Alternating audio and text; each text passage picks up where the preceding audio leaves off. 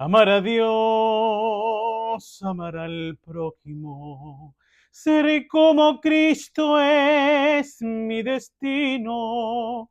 Guía mi corazón, oh Jehová, por tus caminos, amándonos por la palabra de Dios. Amar a Dios, amar al prójimo. Seré como Cristo es mi destino. Guía mi corazón, oh Jehová, por tus caminos, amándonos por la palabra de Dios. Hola mis amados, soy Eric Martínez y esto es Amándonos por la palabra de Dios, reflexionando las escrituras, la palabra profética más segura. ¿Qué hablaremos hoy? Vamos a hablar acerca de la corona de la vida, un poco de la resurrección. Vamos a ver qué relación guardan estas cosas según nos enseña la palabra y nos vamos a apoyar en el libro de Apocalipsis. Ese libro controvertido para muchos que pues la religiosidad lo ve de una manera y proféticamente Dios nos enseña de otra manera. Pero vamos a adorar al Señor con un cántico espiritual de esos que ya ustedes saben, Él me regala para primero en espíritu y en verdad dirigirlo hacia Él y compartirlo también con ustedes. Heme aquí, también lo haré, aun sin saber qué me dirás cuando me hables, Dios. Madrugaré, no tardaré, dispondré mi corazón, también mis manos, Dios. No perderé ningún detalle y aunque mi corazón arda sin entender, callaré, no lloraré, me ofrendaré como has pedido. Así es la fe por mi Señor, quédense aquí los demás. Debo subir a adorar y al terminar regresaré, no los dejaré huérfanos. Heme aquí, también lo haré, aun sin saber qué me dirás cuando me hables, Dios. Madrugaré, no tardaré, dispondré mi corazón, también mis manos, Dios. No perderé ningún detalle, y aunque mi corazón arda sin entender, callaré, no lloraré, me ofrendaré como has pedido.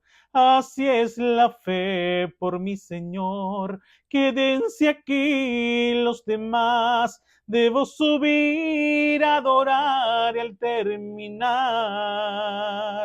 regresaré, no los dejaré huérfanos. Este cántico fue inspirado por el Señor conforme a las Escrituras en aquel episodio donde él probaba a Abraham al pedirle que llevase a su hijo a sacrificarlo. Y ya sabemos el desenlace de lo que pasó. Bien, vamos a las Escrituras. Quiero este tema comenzarlo, como les dije antes, en el libro de Apocalipsis. Y voy a ubicarme en el capítulo 2, desde el verso 8, en el mensaje que Cristo le pidió al apóstol Juan, al apóstol y profeta Juan, que él escribiera a las 7 iglesias en Asia Menor, y dentro de esas iglesias está Esmirna. Antes de comenzar a hablar, quiero decirles que estas cartas representan una instrucción de parte de Jesucristo para empoderar a las iglesias, inicialmente a estas iglesias, pero que aunque tenían mensajes puntuales para cada una de ellas en sus lugares, también se establecen allí principios formidables, extendibles, extensibles, quiero decir, a todas las iglesias de Jesucristo de todas las generaciones. Así que esto también es para nosotros y mm, es una forma de decirnos Dios, yo soy la cabeza de la iglesia, yo aún cuando estoy aquí, reinante en gloria, eh, como Rey de Reyes y Señor de Señores, estoy supervisando mi iglesia, tal como lo hace y lo demuestra en cada una de estas cartas. Y además estoy girando instrucciones, no es una supervisión, digamos, muda, sino que habla muy claramente y dice los errores, señala las virtudes, pone pruebas, porque el propósito de estas cartas es empoderar a la iglesia de Jesucristo para que ejerza el reino de Dios aquí en la tierra, una función de gobierno. A Jesucristo no le interesa cristianos de postín, de domingos en las congregaciones, o de sentimientos o de autoconvencimientos, sea que se congreguen o no. Jesucristo necesita hombres y mujeres empoderados en un gobierno que aquí en la tierra se haga como en el cielo. Y fíjense, él directamente desde su trono en espíritu fija directrices para estos propósitos y entrena a la iglesia de Jesucristo, y ese entrenamiento pasa por hacerle ver sus errores y también sus virtudes, y el acometer lo que él le pide trae consecuencias o recompensas, o también trae una retribución pues de castigo. Si no te arrepientes, pasará tal cosa. Pero si haces esto, si vencieres, pues te daré tal cosa. Entonces, vemos a un Cristo liderizando a su propia iglesia él mismo, pues nunca jamás me cansaré de decirles, él no le va a entregar el gobierno de su iglesia, la cual le está edificando, a ningún hombre, a ninguna institución, a ninguna agrupación, federación, concilio de hombres, no, señor. Dios no volvería a cometer el error como lo cometió en el antiguo pacto, de ver cómo entregó la administración del reino a líderes religiosos, a escribas, a principales sacerdotes, a ancianos, para que estos ministraran los lineamientos que dio a través de la ley, pero los hombres fallaron, los hombres se corrompieron, los hombres impusieron sus tradiciones por encima de la voluntad de Dios. Así que Dios ya no cometería más ese error, y por eso empoderó directamente a Jesucristo, y Jesucristo está desde entonces, desde que vino a la tierra en carne y sangre, empezó a levantar una iglesia, a entrenarla, y lo seguirá haciendo por todas las generaciones, para que aquel propósito que está establecido en los primeros capítulos del libro de Génesis se cumpla. Es decir, la creación que es de Él sea administrada con una mayordomía a cargo de los hijos de Dios, en este caso de los discípulos de Cristo, liderizados, dirigidos directamente por Cristo. Los demás son usurpadores que se autodenominan como representantes de Dios aquí en la tierra. Así que vamos a leer las escrituras bajo este concepto, este entendimiento. Ahora bien, recuerden que en el primer capítulo de esta carta, de este libro de Apocalipsis o libro de Revelaciones, habla muy claramente cuando dice que ese Jesucristo es el testigo fiel. Estoy leyendo el 5 para caer en el 6. Y de Jesucristo, el testigo fiel, el primogénito de los muertos y el soberano de los reyes de la tierra, al que nos amó y nos lavó de nuestros pecados con su sangre. Y aquí el punto que quiero resaltar: y nos hizo reyes y sacerdotes para Dios su Padre. A él sea gloria e imperio por los siglos de los siglos. Amén. Entonces, Cristo, a través de su iglesia, nos hizo, no es un hecho por consumarse, ya nos hizo reyes y sacerdotes. Pero ciertamente un rey, como lo vamos a ver, que es lo que quiere Dios mostrándonos aquí en la tierra como sus dignatarios, como reyes y sacerdotes que Él nos constituyó para Dios, nos quiere ver entrenados.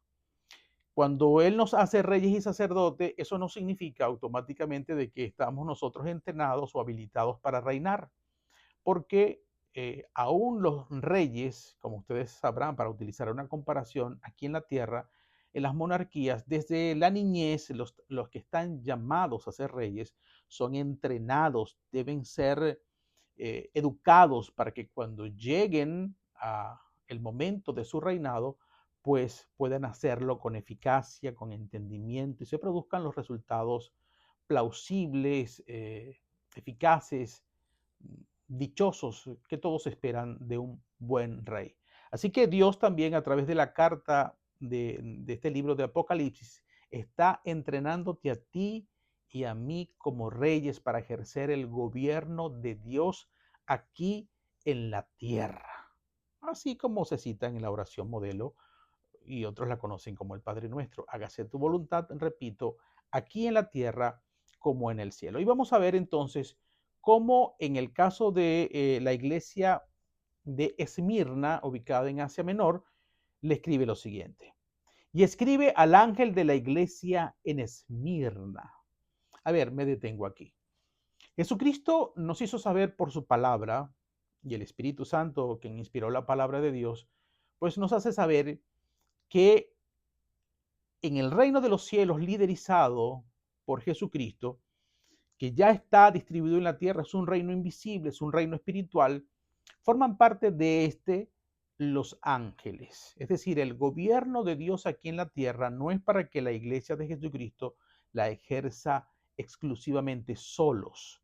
Es decir, sabemos que tenemos el Espíritu Santo, tenemos la palabra, tenemos el Espíritu glorificado de Cristo en nosotros, ya voy a hablar un poquito de esto también, pero también puso a nuestra disposición a los ángeles. Dice la carta a los hebreos, escrita por el apóstol Pablo, que estos son espíritus ministradores. Ministradores significa servidores.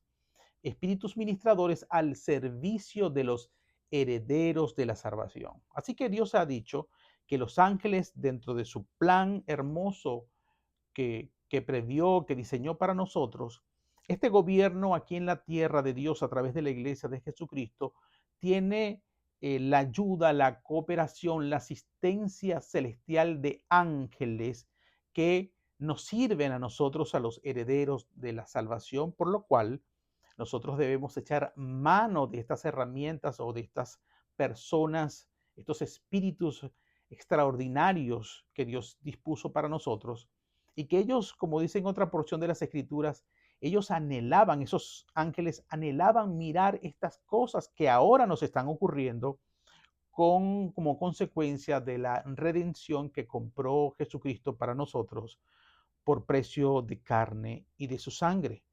Así que ellos estaban anhelantes, expectantes para que nosotros, junto con ellos, acometiéramos el plan de salvación aquí en la tierra y la expansión del reino de Dios, tal como Dios lo diseñó y quiso hacerlo, eh, pero se frustró por causa del hombre allá en el huerto del Edén, por causa del pecado que cometió Adán y Eva.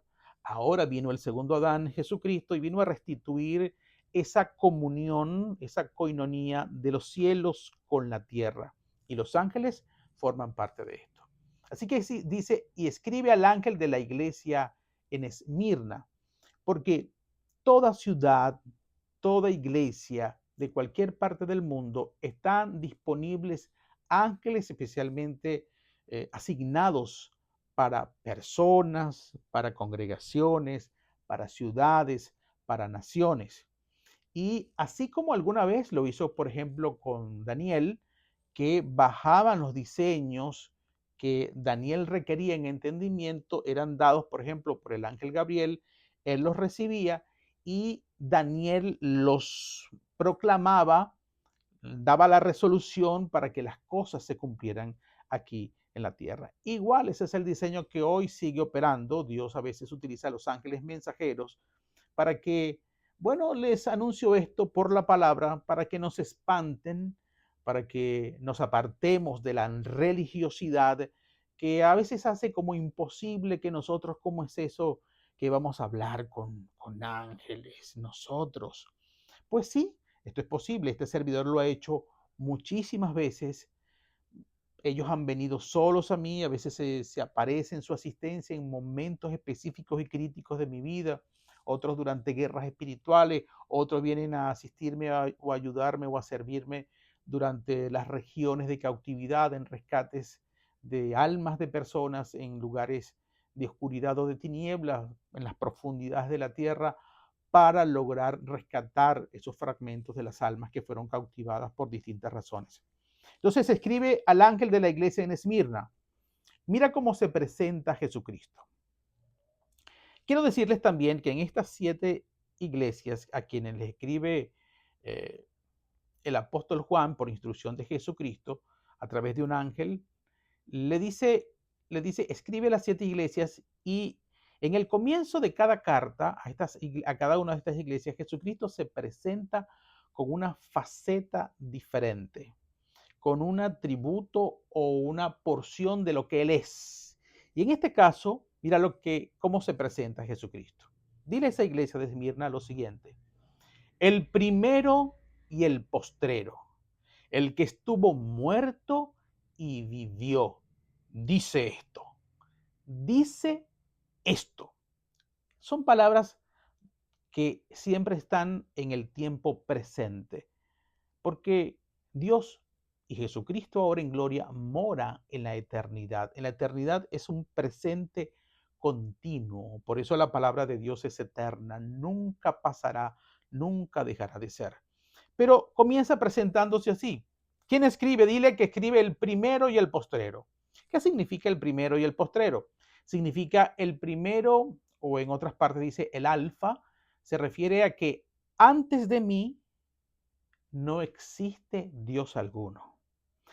Dile al último o al postrero, significa que después de mí no hay Dios alguno. Es decir, si no hay Dios antes ni después de mí, yo soy el único Dios donde deben poner su mirada. Este es un mensaje contra la idolatría, contra el entendimiento en verdad que Dios es uno solo, que solamente Él puede ver el porvenir, que solamente Él es fuerte e indestructible, que solamente Él dice y hace todo lo que dice y tiene poder para hacerlo.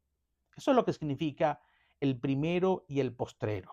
No hay Dios fuera de mí, un solo Dios existe y soy yo. Así se presenta Jesucristo en una coinonía, en una unión perfecta con su Padre.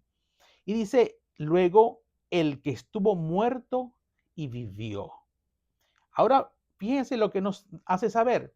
Ese único Dios que existe, no existe más, ni antes ni después de mí, ese Dios murió.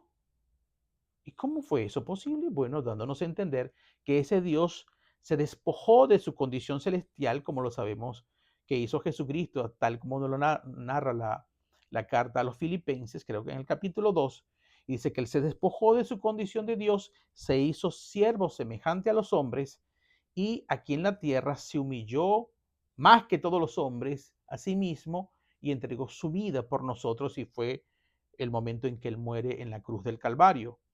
Pero, como está escrito en el Salmo 16, en el Salmo 16, que su alma no experimentaría, su cuerpo, él no experimentaría corrupción y su alma no quedaría en el Seol, hablando de que sería resucitado, también como está en el capítulo 6 del profeta Oseas, y que resucitaría al tercer día. Entonces, estamos hablando de que quien murió y vivió, ahora vive, dice, y vivió, no es otro que aquel único Dios que existe, para que comprendamos el privilegio y el gran amor manifestado hacia nosotros por parte de ese Dios único y verdadero. Entonces, cuando él dice que se presenta como el que estuvo muerto y vivo, está hablando de la resurrección y de que Él es el que tiene el dominio sobre la muerte y sobre la vida. No hay nadie más, no hay otro Dios, ni antes de Él, ni después de Él, el primero y el último, que tenga poder sobre la vida y sobre la muerte. soy yo. Y por eso debemos sujetarnos a esta verdad. Nos hace entender este poder inmenso que Dios manifestó por el poder de la resurrección, su Padre, en él, esta operación que hizo el Espíritu Santo para resucitarlo de entre los muertos, y ahora que vive, ese Espíritu vivificante nos da vida a nosotros por ese poder de la resurrección. Por cuanto Él vive, por la resurrección, nosotros ahora también vivimos en Cristo Jesús. Entonces, esto es muy importante entenderlo porque lo que trata de decirnos Cristo es que lo que nos va a hablar a continuación tiene que ver con instrucciones para nosotros ser dotados como reyes, como un gobierno de Dios aquí en la tierra, para tener poder manifestar el poder de la resurrección, para tener dominio, autoridad sobre la muerte, la cual Jesucristo ya venció, al que tenía el imperio de la muerte y a la muerte misma, porque fue a los lugares profundos y le quitó las llaves de la muerte y del infierno al diablo. Y lo despojó y lo dejó desnudo. Por eso es Él el que tiene el poder ahora de la vida y de la muerte. Y de esto nos va a instruir Dios a través de esta carta. Y mira cómo dice: yo conozco tus obras y tu tribulación y tu pobreza, pero tú eres el rico, y la blasfemia de los que se dicen ser judíos y no lo son, sino sinagoga de Satanás. Jesucristo muestra ahora, presentándose en esta carta a Esmirna, y nos dice también a todas las iglesias de todas las generaciones, que Él conoce las obras que está realizando cada iglesia.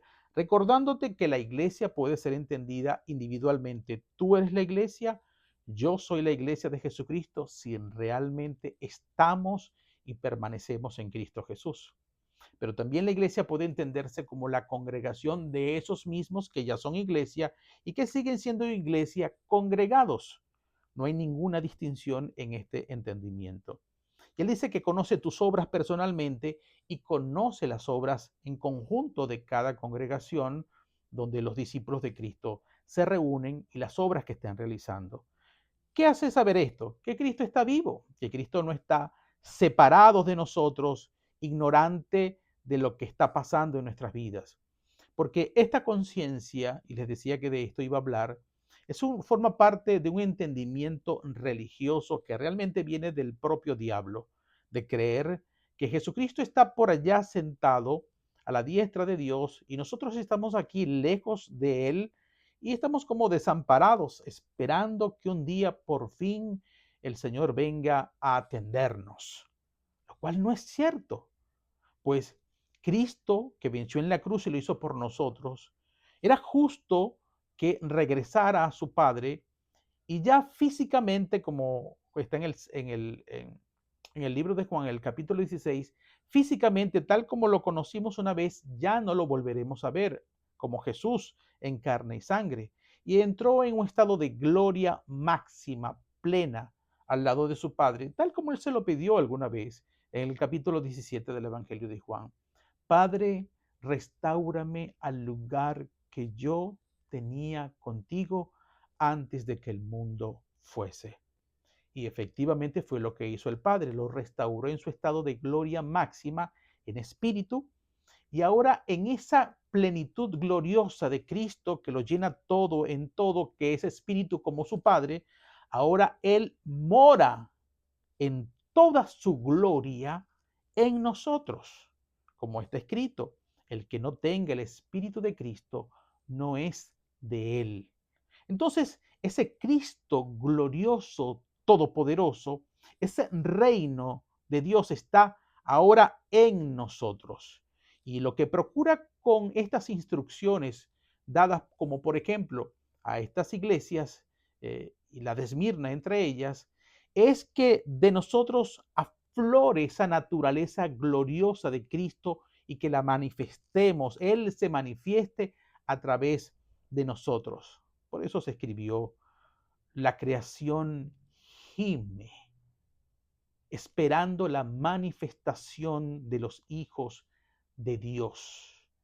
Y esa manifestación de Cristo solamente es posible para quienes le amamos, para quienes tenemos sus mandamientos, lo buscamos de corazón, para que guardamos esos mandamientos. Dice la Escritura en Juan 14, cuando Él ve que le amamos de esa manera, porque tenemos sus mandamientos y guardamos esos mandamientos, los ponemos por obra, amando al prójimo, a los demás, primeramente a Dios, entonces Él dice que se manifestará en nosotros. ¿Y qué va a manifestar en este caso Dios? Él quiere manifestar el poder que Él tiene sobre la vida y sobre la muerte a nosotros. Pero nos dice que para eso, como nuevas criaturas, primero debemos pasar por una fase de pruebas, de vencimiento. ¿Por qué no le va a entregar un tesoro tan precioso y con tanta responsabilidad a cualquiera que no se muestre fiel a Él? Porque sabemos usted y yo que hay personas que creen que por decirle al Señor, Señor, Señor, entrarán en el reino de los cielos y ese reino se manifestará a través de ellos. No, se manifestará, como dice el capítulo 7 de Mateo, quien haga la voluntad de mi Padre, que es lo mismo decir el que tenga y guarde los mandamientos de Cristo, ejerciéndolos con amor por medio del Espíritu Santo conforme está estatuido en su justicia desplegada en toda la palabra de Dios. Entonces Él dice, yo conozco tus obras, yo no estoy lejos de ti, yo estoy cerca de ti, estoy dirigiéndote y estoy en ti y quiero manifestar toda mi gloria en ti. Yo conozco tus obras y tu tribulación, estas son las pruebas por donde Él dice que yo sé que están pasando, pero si ustedes vencen, hay una recompensa para eso. Y tu pobreza, pero tú eres rico. Y la blasfemia, también conozco la blasfemia de los que se dicen ser judíos y no lo son, sinagoga de Satanás. Gente que aduce ser judío y que camina en el orden de la ley de Moisés, pero es que no solamente no entienden que ese pacto de la ley de Moisés ya caducó, una ley que traía muerte, y eso es una blasfemia, el no reconocer el pacto nuevo, y además que ni siquiera ese propio pacto lo cumplieron, sino que lo invalidaron y se convirtieron esas sinagogas, como dice él, en sinagogas de Satanás, donde moraba la mentira, los intereses, las tradiciones alejadas de Dios. Entonces dice, no temas en nada lo que vas a padecer. Yo sé todo lo que está pasando, pero no temas en nada.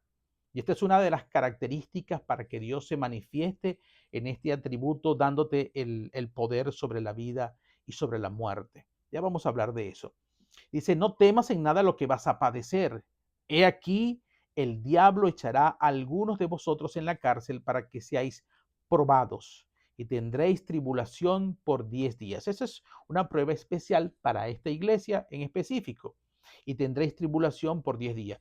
Sin embargo, las tribulaciones que vendrán sobre ti y sobre mí cuando Cristo nos está formando pueden ser totalmente diferentes, pero pruebas al fin, especialmente aquellas que están relacionadas con el propósito específico por el cual Dios te trajo a esta tierra de los vivientes en Cristo Jesús, obras que preparó especialmente para ti en Cristo, para que la cumplieras primero aceptando, siendo justificado, aceptando el llamado, justificado, y durante el proceso de santificación vivir todas estas cosas.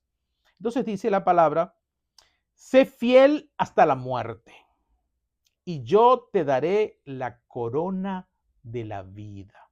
Así que le está diciendo, soporta todas estas pruebas, sé fiel hasta la muerte. Fiel hasta la muerte significa que no te detengas por nada, que ni aún la muerte misma sepa ella que no puede detenerte, que conmigo podemos ir mucho más allá de lo que otros ni siquiera se imaginan, que hay una determinación y una fe de tal convicción en ti que yo vea que tú y yo somos inseparables, que nada en esta tierra, como dice el libro de los Romanos, ni la vida, ni la muerte, ni ángeles, ni principados, ni potestades, ni el presente, ni el porvenir, nada, ni ninguna cosa creada podrá separarnos del amor de Dios que es en Cristo Jesús.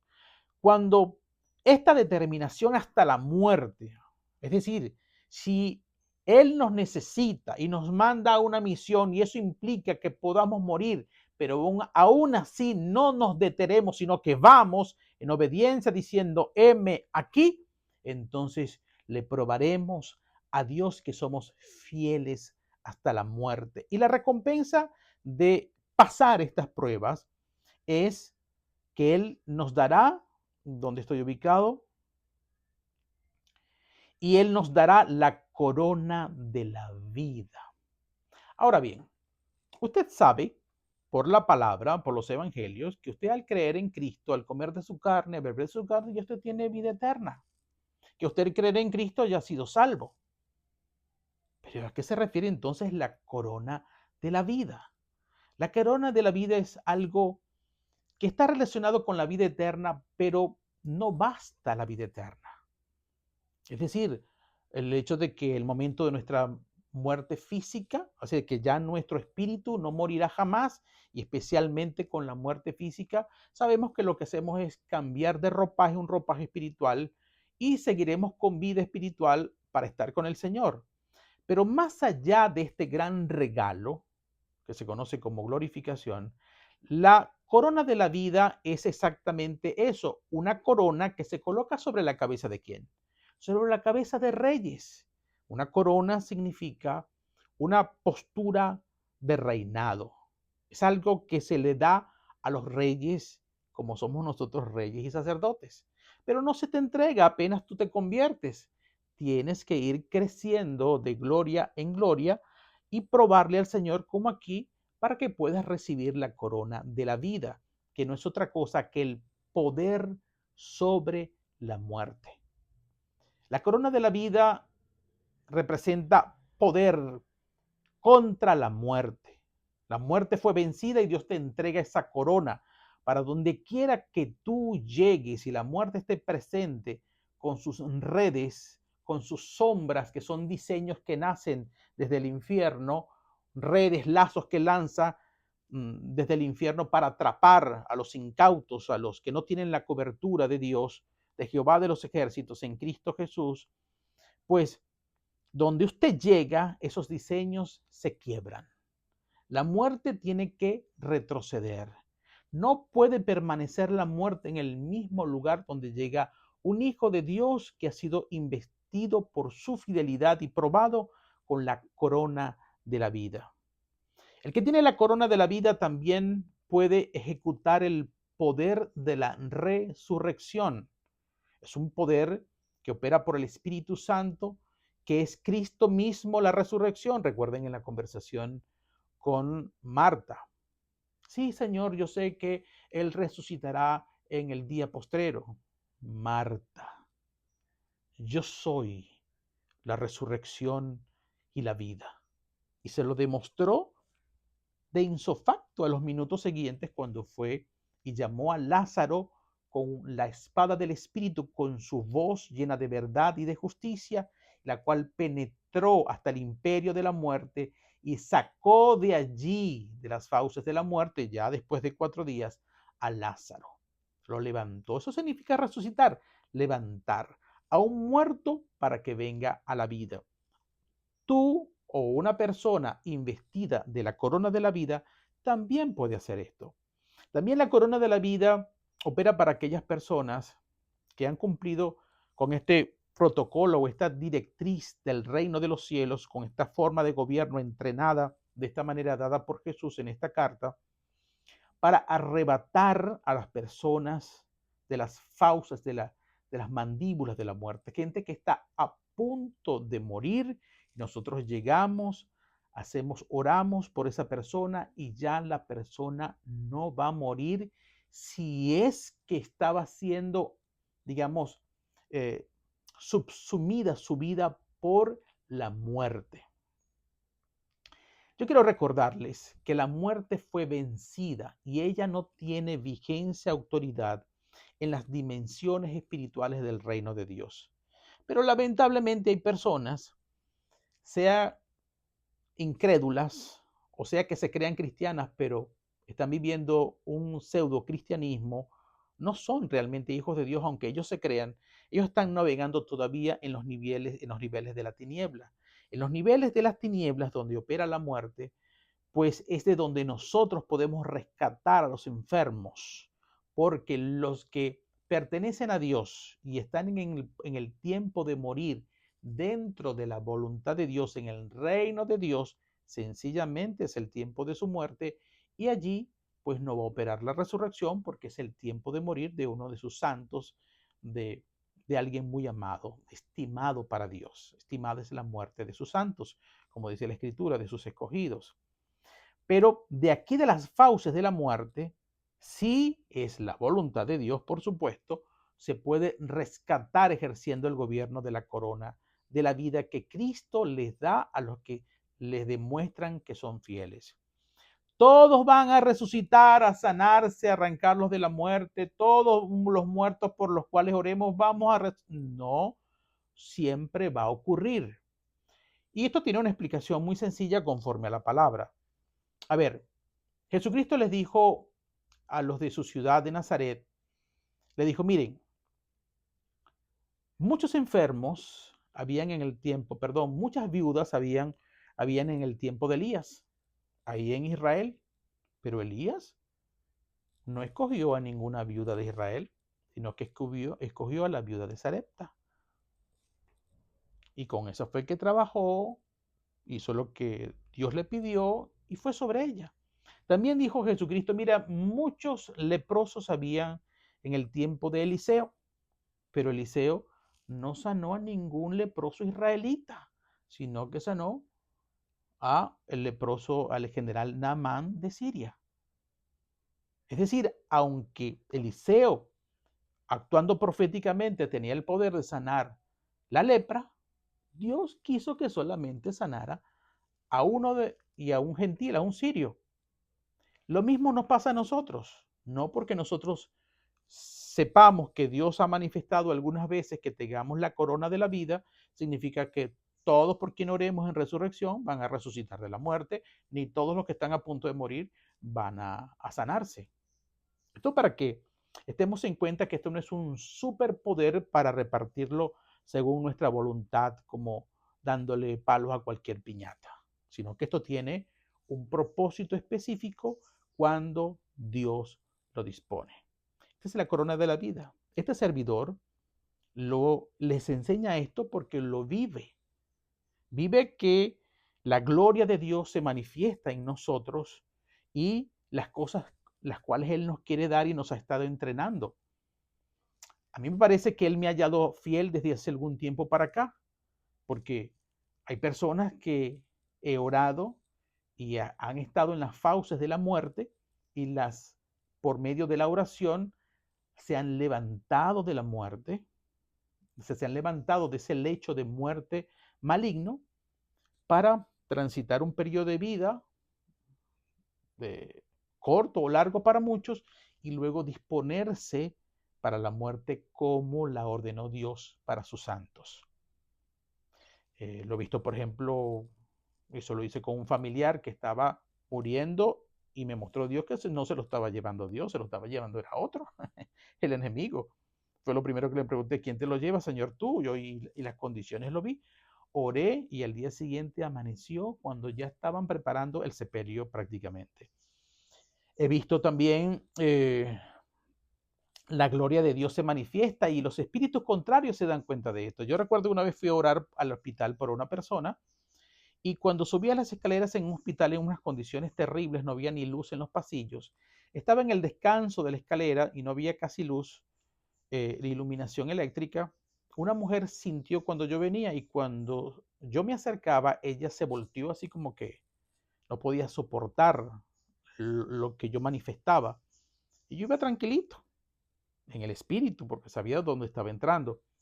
Y esta mujer dijo con una voz que no es natural, una voz endemoniada, y dijo, se siente la gloria de Dios. Así que los espíritus malignos, los endemoniados, sienten la gloria de Dios, porque es que la gloria de Dios se irradia para quienes entienden que la gloria de Cristo camina con nosotros donde quiera que vamos.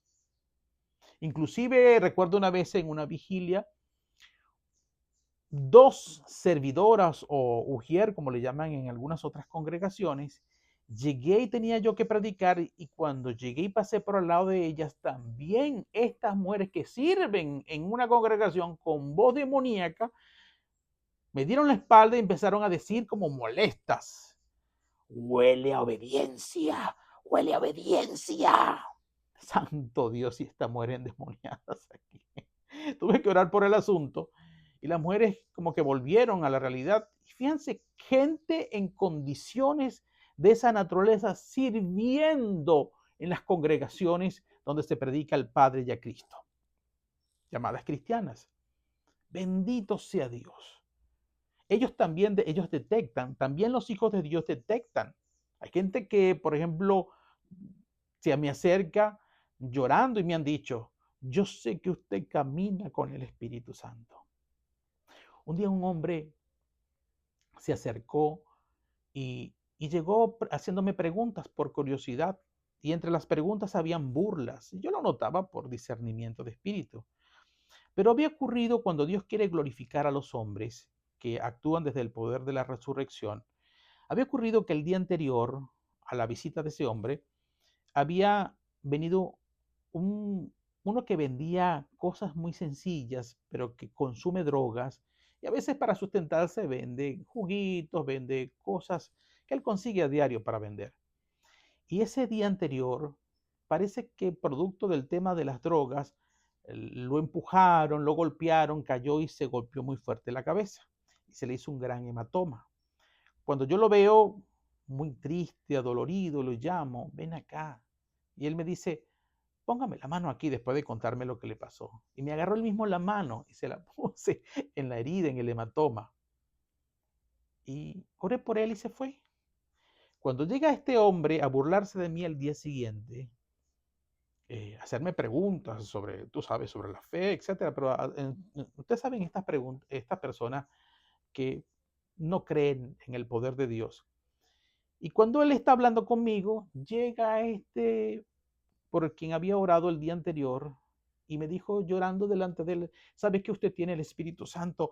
Cuando usted me puso la mano ayer, se me quitó toda la inflamación, se me quitó todo el dolor, me siento bien, gracias, oye, gracias. Y el otro quedó con la pepa de ojos así, humillado, porque Dios glorifica a los suyos.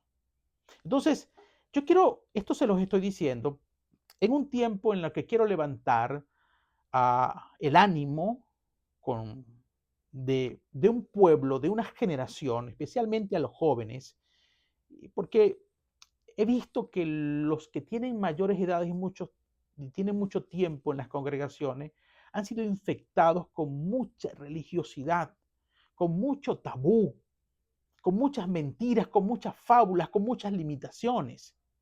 Y no creen en estas cosas, no creen en el poder de la resurrección, no creen en la extraordinaria cualidad de un Cristo revelándose en nosotros, con fuerza y con poder más allá de nuestra propia vida.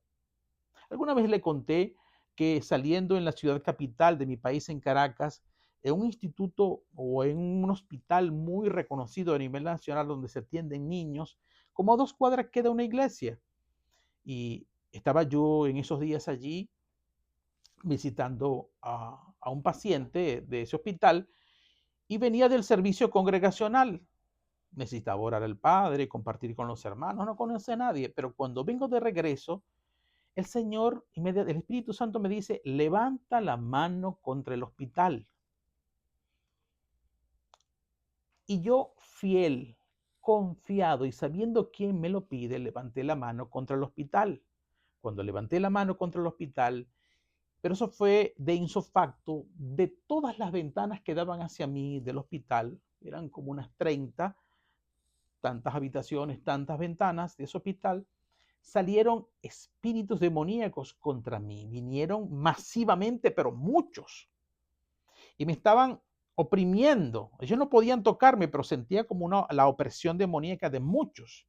Y firme, sin perder la calma y sabiendo que mayor es el que está en mí, que el que está en el mundo, y sabiendo que quien me pidió esto fue mi Padre, le dije, mándame 500 ángeles. Y el Señor, inmediatamente vi cómo descendieron del cielo a unas velocidades impresionantes muchísimos ángeles y se chocaron contra esto. Y el Espíritu me dijo, muévete. Y yo salí del lugar de la contienda, aunque debo confesarles, no vi la contienda, pero sentía que había contienda entre los ángeles y estos espíritus inmundos.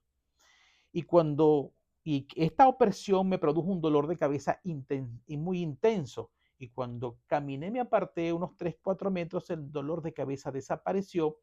Y luego sí vi cuando desde allí, desde la zona donde yo estaba, que me vinieron a oprimir y a rescatar los ángeles, los espíritus inmundos y a rescatar los ángeles de Dios, vi como los ángeles de Dios vencieron y regresaron y fueron ellos los que entraron por las ventanas por donde habían salido los espíritus inmundos y fueron a hacer la obra que Dios tenía previsto hacer a través de ángeles seguramente de sanidad y de guerra que estaban allí. Esto también se los cuento para que, como en el principio, le dije que ahora el gobierno que nosotros ejercemos aquí en la tierra cuenta con la disposición de ángeles y que el reino glorioso de Jesucristo está actuando en nosotros, no está lejos de nosotros. Los religiosos piensan que Cristo está lejos, separado de nosotros y que un día tiene que venir. Hablando de esto, por cierto, le dejo este mensaje. Cuando ustedes leen, por ejemplo, en el capítulo 1, verso 10 de esta carta de Apocalipsis, quiero que entiendan esta verdad espiritual. Jesucristo dice, Juan dice, estaba yo en el Espíritu en el día del Señor y oí detrás de mí una gran voz como de trompeta que decía, yo soy el alfa y el omega, el principio y el último. Escribe en un libro lo que ves y envíalo a las 7 iglesias que están en Asia, a Éfeso, Esmirna, Pérgamo, Tiatira, Sardis, Filadelfia y la Odisea. Y me volví para ver la voz que hablaba conmigo, y vuelto vi 7 candeleros de oro, y en medio de los 7 candeleros a uno semejante al Hijo del Hombre, vestido de una ropa que llegaba hasta los pies y ceñido por el pecho con un cinto de oro. Su cabeza y sus cabellos eran blancos como blanca lana, como nieve, sus ojos como llama de fuego y sus pies semejantes al bronce bruñido, refulgente como en un horno, y su voz como estruendo de muchas aguas. Entonces vemos que Juan en el Espíritu ve a Cristo en su gloria plena. Pero ¿cómo lo ve? Lo ve como un espíritu y para ver a Cristo glorificado necesitaba estar primero Juan en el Espíritu. Es la única forma de poder ver a Cristo de la gloria. Ese Cristo de la gloria, que es el Cristo que le habla a Juan en este tiempo en que él escribe la carta, este libro de Apocalipsis, sabemos que Jesús ya había muerto, resucitado y glorificado, ya estaba en su gloria y se muestra en su gloria a Juan, solamente Juan lo puede ver, repito, estando en el Espíritu. ¿Y por qué les digo esto? Porque ese es el verdadero Cristo que ahora rige nuestras vidas y que desde su gloria se manifiesta a nosotros en espíritu y vive a nosotros, aquí está aquí con nosotros y está en nuestra iglesia paseándose, supervisando y haciendo, enseñándonos, recompensándonos, probándonos, exaltándonos o reprendiéndonos según nuestras obras que realicemos como iglesia de Jesucristo. Él no está lejos de nosotros, pero la religión nos ha enseñado a ver a Cristo como aquel Cristo de Jesús de Nazaret, hombre, que creen que así está sentado allá lejos y como un hombre está lejos, es imposible que esté con nosotros, porque no lo conocen en su gloria ni lo han visto en su gloria. Yo sí lo he visto en su gloria y por eso enseño estas cosas con seguridad más allá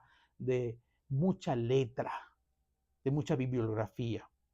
¿Y saben por qué se los digo con convicción? Porque escrito está, por ejemplo, en la segunda carta a los Corintios. Mira lo que escribe Pablo para que entiendan esta verdad espiritual con la cual pretendo romper esa religiosidad terrible que es una maldición para la iglesia de Jesucristo cuando usted ve a un Cristo nuestro separado y lejos de nosotros, que un día tiene que venir, cuando la realidad espiritual es que ya Él venció, ya Él está aquí con nosotros, está en su gloria obrando a través de nosotros.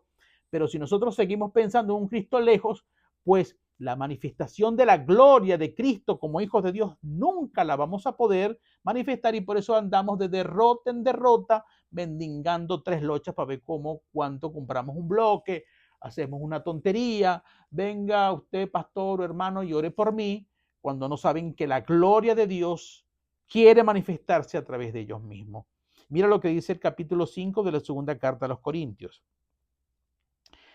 Dice Pablo: de manera que nosotros de aquí en adelante a nadie conocemos según la carne. Ya él no está mirando la carne de la gente, su visión es enteramente espiritual, discernimiento espiritual en todo lo que hacemos, porque somos espíritu al nacer de nuevo. Y dice, y aún, presten atención, y aún si a Cristo conocimos según la carne, ya no lo conocemos así. Mira lo que dice Pablo. Si conocimos a Cristo según la carne, pues ya no lo conocemos así. El Cristo glorificado no es el mismo Hijo de Hombre o Jesús de Nazaret, que por supuesto es el mismo, pero que fue revestido después de su muerte y resurrección en gloria. Y ahora estamos hablando de una dimensión de un Cristo con mucho más poder, con mucha más amplitud, con todos los atributos que como Jesús de Nazaret no tenía, ahora tiene: omnipresencia, omnisciencia, omnipotencia. Y puede estar en nosotros, actuando a través de nosotros y nosotros viviendo por Él y por su fe. Y manifestando, como por ejemplo le acabo de decir, la corona de la vida. ¿Por qué quise llevarlos a este punto? Porque todos los testimonios que ustedes están escuchando, que están ocurriendo en La Guaira, de gente que según la ciencia, una persona sin agua y sin alimentos pueden vivir solamente hasta 8 días, y vemos rescates de 9, 10, 11, 12, 13, hasta 14 días, no he hecho más seguimiento, obedece a que el poder de la resurrección, por el cual una porción importante de la iglesia de Jesucristo está orando para que el poder de la resurrección operara especialmente en esos casos, para que gente, se los aseguro, que murió y ni se dieron cuenta de que murió, resucitó y pensaron que se quedaron dormidos o perdieron los sentidos. Para que la muerte que perseguía a muchos que debían morir por la maldad, por la muerte que los quería traer, pues Dios manifestó su misericordia por el poder de la resurrección y vivieron mucho más días de lo que los hombres pueden esperar hasta llegar a ser rescatados. ¿Ocurrió esto con todos? Por supuesto que no. Siempre esta determinación queda en las manos de Dios y Él sabe por qué opera con unos en unos sí y en otros no. Lo mismo como explicó Jesús que le ocurrió a Eliseos y Elías respecto a las viudas y a los que estaban enfermos de llagas, a los leprosos. Había muchos, pero Dios no ordenó limpiarlos a todos.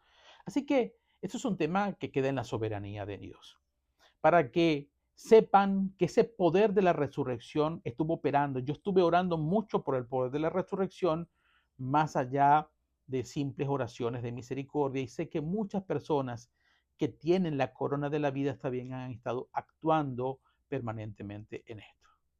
Hay muchos más testimonios que confirman esta palabra.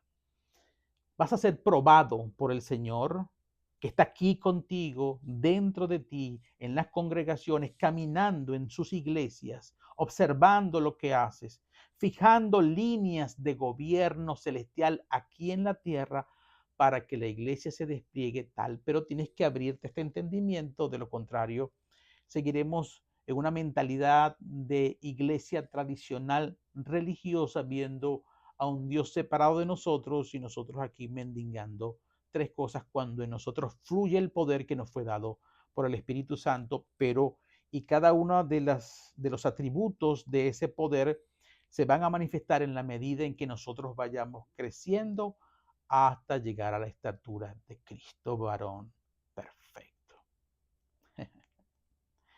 Si Dios quiere. viviremos y nos seguiremos amando por la palabra de Dios. Dios te bendiga y Dios te guarde siempre, mi amado.